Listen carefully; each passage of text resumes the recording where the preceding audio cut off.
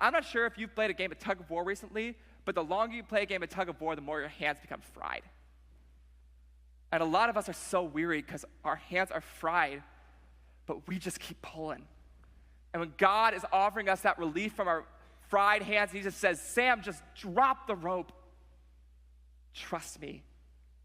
I have life to the full on the other side.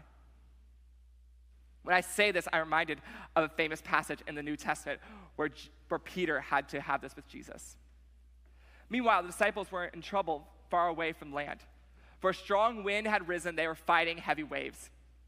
About 3 o'clock in the morning, Jesus came towards them walking on the water. When the disciples saw him walking on the water, they were terrified. In their fear, they cried out, "It's a ghost!" But Jesus spoke to them at once. "Don't be afraid," he said. "Take courage. I am here."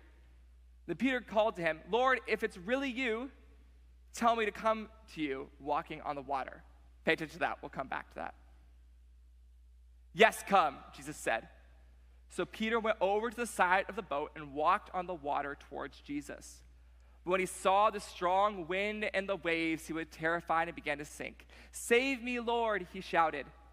Jesus immediately reached out and grabbed him. "You have so little faith," Jesus said. "Why did you doubt me?"